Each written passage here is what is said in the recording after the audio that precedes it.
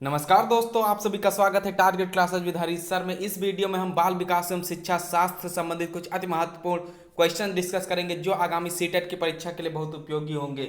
और जो लोग भी हमारे चैनल पर नए हैं वह चैनल को सब्सक्राइब करके बेल आइकन को प्रेस कर दें, जिससे किसी भी नए वीडियो का नोटिफिकेशन आप लोग को समय से मिल सके। देखते हैं आज का फर्स्ट क्वेश्चन।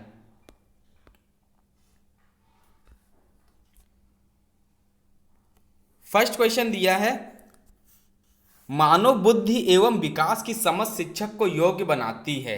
यानी मानव बुद्धि एवं विकास की समझ जो होती है वो शिक्षक को किस योग्य बनाती है। निष्पक्ष रूप से अपने शिक्षण अभ्यास, शिक्षण के समय शिक्षार्थियों के संवेगों पर नियंत्रण बनाए रखने, विविध शिक्षार्थियों के शिक्षण के बारे में स्पष्टता, और डी ऑप्शन दिया है शिक्षार्थियों को यह बताने कि वे अपने जीवन को कैसे सुधार सकते हैं। तो यहां पर राइट आंसर क्या हो जाएगा? तो राइट आंसर होगा ऑप्शन नंबर सी, विविध शिक्षार्थियों के शिक्षण के बारे में स्पष्टता। यानी मानव बुद्धि एवं विकास की समझ शिक्षक को योग्य बनाती किसके? विविध शिक्षार्थियों के शिक्षण के बारे में स्पष्टता। यानी कि शिक्षक को शिक्षार्थियों के शिक्षण के बारे में स्पष्टता से पता होना चाहिए। इसकी डिटेल देख लेते हैं। प्रत्येक बालक की अपनी एक अलग योग्यता व क्षमता होती है, क्योंकि कक्षा के बालक जितने भी होते हैं सबकी अलग अलग क्षमताएं होती हैं और सबके समझने सोचने की योग्यता अलग अलग होती है। किसी बालक को हो सकता है संगीत का अच्छा ज्ञान हो और संगीत की बारीकियों को जल्दी समझ जाता हो। यानी कक्षा में जो विभिन्न तरीके के बच्चे होते हैं उसमें से कुछ को हो सकता है मैथ्स अच्छी आती हो, कुछ को संगीत का अच्छा नॉलेज हो, कुछ को हिंदी का अच्छा नॉलेज हो, कुछ को कला का अच्छा नॉलेज हो, कुछ को गृह विज्ञान का अच्छा नॉलेज हो। उसी प्रकार से दूसरा विद्यार्थी जो गणित पर अपनी अच्छी पकड़ बना लेता है।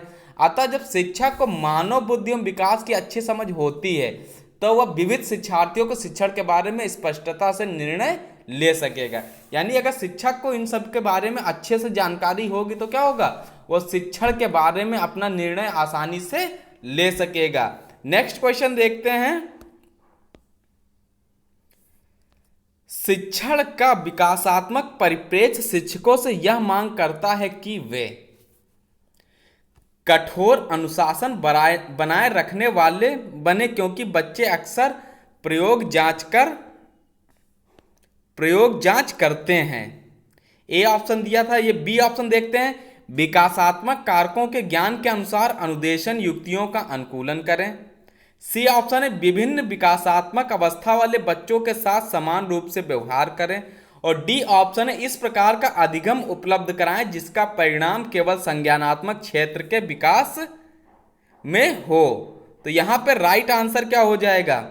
शिक्षण का विकासात्मक परिप्रेक्ष्य शिक्षकों से यह मांग करता है कि वे विकासात्मक कारकों के ज्ञान के अनुसार अनुदेशन युक्तियों का अनुकूलन करें। तो यहां पर राइट आंसर होगा ऑप्शन बी। यानी शिक्षण का विकासात्मक परिप्रेक्ष्य शिक्षकों से यह मांग करता है कि वे विकासात्मक कारकों के ज्ञान के अनुसार अनुदेशन युक्तियों का अनुकूलन करें तथा शिक्षण विधियां युक्तियों प्रणालियों को कक्षा वातावरण के अनुकूल बनाएं। जो शिक्षण की विधियां होती हैं, युक्तियां, जो प्रणाली होती है उसको किसके अनुकूल बनाना है? शिक्षकों को कक्षा के वातावरण के अनुकूल बनाना है। यहां पे बी ऑप्शन राइट होगा। नेक्स्ट क्वेश्चन देखते हैं, थर्ड। शिक्षार्थी तब तक नहीं सीख सकते जब तक उन्हें शिक्षा के सामाजिक उद्देश्यों की आवश्यकता के अनुरूप न पढ़ाया जाए। उन्हें यह पता ना हो कि जो तथ्य उन्हें पढ़ाए गए हैं निकट भविष्य में उनका परीक्षण किया जाएगा। सी ऑप्शन दिया, वे सीखने के लिए तैयार ना हो। और डी ऑप्शन है, दैनिक आधार पर घर में उनके माता पिता विद्यालय में उनके सीखने के बारे में नहीं पूछेंगे। तो इस क्वेश्चन को एक बार फिर से रिपीट कर देते हैं। शिक्षार्थी तब तक नहीं सीख सकते जब तक, यानी जो विद्यार्थी होते हैं वो कब तक नहीं सीख सकते हैं? उन्हें शिक्षा के सामाजिक उद्देश्यों की आवश्यकता के अनुरूप न पढ़ाया जाए। नेगेटिव पॉइंट इसको हटा देंगे। यहाँ पे लिखा शिक्षार्थी कब तक नहीं सीख सकते हैं, जब तक, यानी तब तक नहीं सीख सकते जब तक ये बताना है। यानी रीजन क्या है कि कब तक वो सीख नहीं सकते हैं। उन्हें यह पता ना हो कि वो जो तथ्य उन्हें पढ़ाए गए हैं निकट भविष्य में उनका परीक्षण किया जाएगा। ये भी निगेटिव पॉइंट में जाएगा। नेक्स्ट देख लेते हैं। वे सीखने के लिए तैयार न हो। यहाँ पे राइट आंसर ये हो जाएगा, वे सीखने के लिए तैयार न हो। यानी शिक्षार्थी जब तक के सीखने के लिए तैयार नहीं होते हैं तब तक के उनको सीखने के लिए आप प्रेरित नहीं कर सकते। यानी जैसे ही वो सीखने के लिए तैयार हो जाएं, जो भी आप उनको पढ़ाएंगे उनको अच्छे से समझ में आएगा। और डी ऑप्शन दिया था, दैनिक आधार पर घर में उनके माता पिता विद्यालय में उनके सीखने के बारे में नहीं पूछेंगे। तो ये डी ऑप्शन भी यहाँ पे गलत हो जाएगा। सी ऑप्शन क्वेश्चन के अकॉर्डिंग सही हो जाएगा। शिक्षार्थी तब तक नहीं सीख सकते जब तक कि वे सीखने के लिए तैयार ना हो। अब ये थार्डाइक का तत्परता का नियम क्या है कि बच्चे तभी सीख सकते हैं जब वे सीखने के लिए तैयार हों। अतः शिक्षण कार्य करते समय अध्यापक सर्वप्रथम उनको विभिन्न युक्तियों की सहायता से सीखने के लिए तैयार करता है, फिर शिक्षण कार्य प्रारंभ करता है। यानी शिक्षक क्या करता है, क्लास में शिक्षण कार्य शुरू करने के एक शिक्षक, अगर आप शिक्षक होने के नाते क्या करेंगे, किसी कक्षा में जाएंगे तो शिक्षण कार्य को कैसे डायरेक्ट शुरू कर देंगे? डायरेक्ट तो शुरू नहीं करेंगे, पहले उनका कुछ पुनरावृत्ति करेंगे। जैसे कल जो पढ़ाया आपने, टेबल पढ़ाया, तो टेबल का कुछ पूछेंगे बच्चों से, 2 2 जा कितना होता है, 2 3 जा कितना होता है। जब बच्चे बताएंगे 2 2 जा 4, 2 3 जा 6, तो इस तरीके से क्या होगा, उनका पुनर्मूल्यांकन हो जाएगा। अब इससे बच्चे इंटरेक्ट हो जाएंगे क्लास में जो पढ़ाया जा रहा है। तो उस टाइम पे आप नया टॉपिक पढ़ाना शुरू कर देंगे, जिससे कक्षा क्या होगी, पढ़ने के प्रति केंद्रित रहेगी। नेक्स्ट क्वेश्चन देख लेते हैं, क्वेश्चन नंबर 4। कक्षा में ध्यान न देने वाले बच्चे से व्यवहार करने के लिए कौन सा उपाय सर्वाधिक लाभकारी हो सकता है? यानी कक्षा में ध्यान न देने वाले बच्चे से व्यवहार करने के लिए कौन सा उपाय सर्वाधिक लाभकारी हो सकता है, यह बताना है। ध्यान केंद्रित करने के लिए, यानी ध्यान केंद्रित करने के लिए कार्य करते हुए बच्चे को खड़े करने की अनुमति देना, बच्चों के ध्यान को स्फूर्त युक्त बनाने के लिए बीच बीच में उससे अवकाश देना। सी ऑप्शन है, बच्चे को महसूस करने के लिए उसे कक्षा में सबके सामने बार बार डांटना डपटना। डी ऑप्शन है, बच्चे को उस जगह बैठाना जहां सबसे कम ध्यान भंग हो सके। तो यहां पे राइट आंसर क्या होगा, यानी कक्षा में ध्यान न देने वाले बच्चे से व्यवहार करने के लिए कौन सा उपाय सबसे अधिक लाभकारी होगा। यानी जो बच्चे कक्षा में पढ़ाई में ध्यान नहीं देते उनके लिए सब, आप एक टीचर होने के नाते कौन सा उपाय प्रयोग करेंगे, तो बच्चे को उस जगह बैठाना जहां सबसे कम ध्यान भंग हो सके। यानी बच्चे को ऐसी जगह पे बैठा देना जहां पे शैतानी करने वाले बच्चे कम हो, यानी वहां पे उसको ध्यान भंग करने वाले बच्चे ना हो, जिससे वो अपने पढ़ाई के प्रति अपना ध्यान लगा सके। तो डी ऑप्शन राइट हो जाएगा। इसकी कुछ डिटेल देख लेते हैं। कक्षा में ध्यान न देने वाले बच्चे को ऐसी जगह बैठाया जा सकता है जहां आपकी नजर बराबर पहुंचती रहे। साथ ही ऐसे बच्चों से बीच बीच में प्रश्न पूछकर उनके ध्यान को शिक्षण अध्ययन प्रक्रिया की ओर केंद्रित किया जा सकता है। और इसमें एक टीचर होने के नाते आप क्या करेंगे, ऐसी जगह बच्चे को बिठाएंगे जहां पे आपकी नज़र उसके स्टूडेंट के ऊपर कंटिन्यू बनी रहे और बीच बीच में उससे प्रश्न पूछकर उसका ध्यान शिक्षण के प्रति केंद्रित करेंगे। तो यहाँ पे राइट आंसर हो जाएगा क्वेश्चन के according D option. Next question देखते हैं, संज्ञानात्मक प्रशिक्षुता तथा शैक्षिक संवाद क्या है? पाठ्य सामग्री के सुव्यवस्थित संगठन पर बल देते हैं, कुशलता की प्राप्ति हेतु व्यवहारिक प्रशिक्षण की आवश्यकता पर बल देते हैं, अधिगम को एक सामाजिक गतिविधि के रूप में ग्रहण करते हैं, और डी ऑप्शन दिया है आगमनात्मक तार्किकता के अनुप्रयोग पर आधारित है। तो संज्ञानात्मक प्रशिक्षुता तथा शैक्षिक संवाद क्या होगा, अधिगम को एक सामाजिक गतिविधि के रूप में ग्रहण करते हैं। तो ये सी ऑप्शन सही हो जाएगा। यानी प्रत्येक कक्षा एक समाज होता है, यानी जो कक्षा होती है एक समाज होता है, तथा कक्षा में शिक्षक और छात्र के मध्य होने वाले संवाद को सामाजिक अंतःक्रिया कहा जाता है। जो छात्र और टीचर के मध्य जो संवाद होता है उसको सामाजिक अंतःक्रिया कहा जाता है। अतः संज्ञानात्मक प्रशिक्षुता तथा शैक्षिक संवाद अधिगम को एक सामाजिक गतिविधि के रूप में ग्रहण करते हैं। नेक्स्ट क्वेश्चन देखते हैं, क्वेश्चन नंबर 6। निम्नलिखित में से कौन सा तत्व कक्षा में अधिगम हेतु सहायक हो सकता है? तो कौन सा तत्व कक्षा में अधिगम हेतु सहायक हो सकता है? बच्चों को अधिगम हेतु प्रेरित करने के लिए परीक्षणों की संख्या को बढ़ा देना, अध्यापकों द्वारा बच्चों को स्वायत्तता को बढ़ावा व सहायता देना, समानता बनाए रखने के लिए किसी एक अनुदेशन पद्धति पर टिके रहना, और डी ऑप्शन है कालांश की अवधि को 40 मिनट से 50 मिनट तक बढ़ा देना। ये क्वेश्चन DSSB PRT में आया हुआ क्वेश्चन है। जो DSSB का एग्जाम होता है दिल्ली सबऑर्डिनेट की तरफ से PRT का, उसमें आया हुआ क्वेश्चन है ये। तो इसका राइट आंसर क्या हो जाएगा? क्वेश्चन नंबर 6 का राइट ऑप्शन कौन सा होगा? अध्यापकों द्वारा बच्चों की स्वायत्तता को बढ़ावा व सहायता देना। तो अध्यापक के द्वारा क्या करना चाहिए? बच्चों की स्वायत्तता को बढ़ावा देना चाहिए और उनकी सहायता करनी चाहिए। किसी भी कक्षा में शिक्षण अधिगम प्रक्रिया तभी प्रभावी हो सकती है जब कक्षा का वातावरण अनुशासित तथा छात्र स्वतंत्र चिंतन के लिए प्रेरित हों। यानी कक्षा का वातावरण कैसा हो? अनुशासित हो, तो छात्र क्या हो? साथ में स्वतंत्र चिंतन के लिए प्रेरित हों। अतः अध्यापक को बच्चों की स्वायत्तता को बढ़ावा व सहायता देना चाहिए। नेक्स्ट क्वेश्चन देख लेते हैं। एक शिक्षिका पाठ को पूर्व पठित पाठ से जोड़ते हुए बच्चों को सारांश लिखना सिखा रही है। वह क्या कर रही है? 4 ऑप्शन दिए हैं। वह बच्चों की पाठ समझने की स्व शैली विकसित करने में सहायता कर रही है। वह बच्चों को संपूर्ण पाठ्य वस्तु को पूर्ण रूप से न पढ़ने की आवश्यकता का संकेत दे रहा है। वह आकलन के दृष्टिकोण से पाठ्य वस्तु के महत्व को पुनर्बलित कर रही है। डी ऑप्शन है वह विद्यार्थियों को सामर्थ्य अनुकूल स्मरण करने को प्रेरित कर रही है। तो यहाँ पर राइट आंसर क्या हो जाएगा?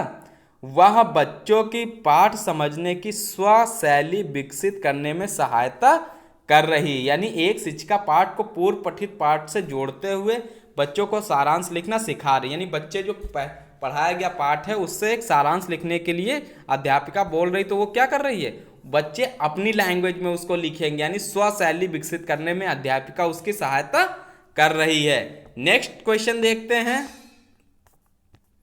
ज्ञान के एक बड़े असंबद्ध भाग को प्रस्तुत करना अपने तरीके से जानकारी को व्यवस्थित करने में शिक्षार्थियों की सहायता करेगा।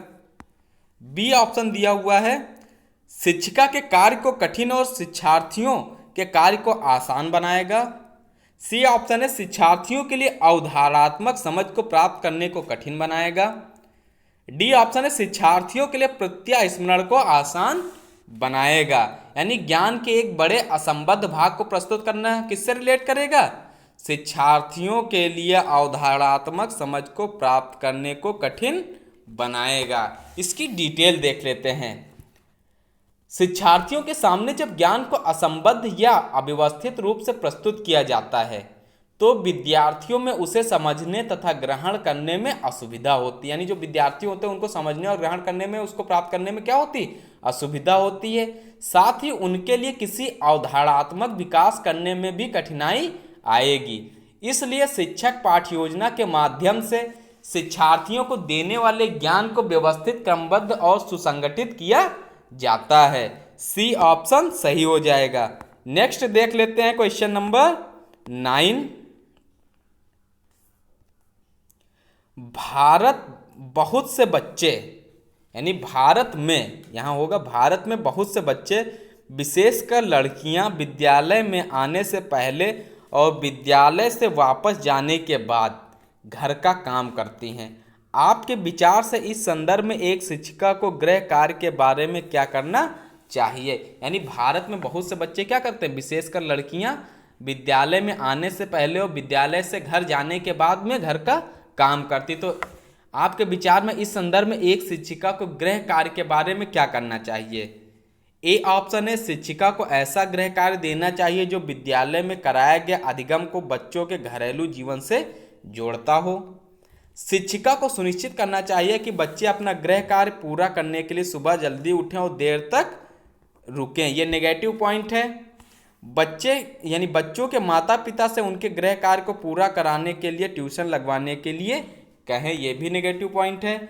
उसे उन बच्चों को कठोर दंड देना चाहिए जो अपना गृह कार्य पूरा नहीं करते हैं। तो राइट आंसर क्या हो जाएगा? ऑप्शन नंबर ए, शिक्षिका को ऐसा गृह कार्य देना चाहिए जो विद्यालय में कराए गए अधिगम को बच्चों को घरेलू जीवन से जोड़ता हो। यानी भारत में बहुत से बच्चे, विशेषकर लड़कियां, विद्यालय में आने से पहले और विद्यालय से वापस जाने के बाद घर का काम करती हैं। ऐसी परिस्थिति में शिक्षिका को ऐसा गृह कार्य देना चाहिए जो विद्यालय में कराए गए अधिगम को बच्चों के घरेलू जीवन से जोड़ता हो। ए ऑप्शन राइट हो जाएगा। नेक्स्ट क्वेश्चन देखते हैं, क्वेश्चन नंबर 10। पाठचर्या ऐसी हो जो पाठ्य के ज्ञान के पुनः प्रस्तुत करने के स्थान पर, यानी पाठचर्या ऐसी हो जो पाठ्य के ज्ञान के पुनः प्रस्तुत करने के स्थान पर अपनी आवाजें पाने, कार्य करने के लिए, अपनी जिज्ञासा का पोषण करने, प्रश्न पूछने और जांच पड़ताल करने तथा अपनी अनुभवों यानी अपने अनुभवों को बांटने तथा विद्यालय के ज्ञान के साथ जोड़ने में सक्षम बनाएं। तो ये 4 ऑप्शन दिए हुए हैं। पहले ऑप्शंस पढ़ते हैं। बच्चों को उनकी अपनी समझ और अपने ज्ञान को साझा करने के पर्याप्त अवसर देना, बच्चों के अनुभवों को निरस्त कर पाठ्य पुस्तकों पर ध्यान केंद्रित करना। सी ऑप्शन है, पाठ्य पुस्तकों के अध्यायों को क्रमवार पूरा करना। और डी ऑप्शन दिया हो, यह सुनिश्चित करना कि शिक्षिका अच्छे प्रश्न पूछे और शिक्षार्थी अपनी उत्तर पुस्तिका में उत्तर लिखें। तो ये क्वेश्चन एक बार फिर से रिपीट कर देते हैं। पाठचर्या ऐसी हो जो पाठ्य के ज्ञान के पुनः प्रस्तुत करने के स्थान पर अपनी आवाजें पाने, कार्य करने के लिए, अपनी जिज्ञासा का पोषण करने, प्रश्न पूछने और जांच पड़ताल करने तथा अपने अनुभवों को बांटने तथा विद्यालय के ज्ञान के साथ जोड़ने में सक्षम बनाए। तो क्या करना चाहिए? बच्चों को उनकी अपनी समझ और अपने ज्ञान को साझा करने के पर्याप्त अवसर देना चाहिए। यानी पाठचर्या जो ऐसी होनी चाहिए जिससे उनको, बच्चे जो हैं उनको अपने ज्ञान को साझा करने और उनको ज्ञान का पर्याप्त अवसर देने का अवसर देना चाहिए। ए ऑप्शन राइट होगा।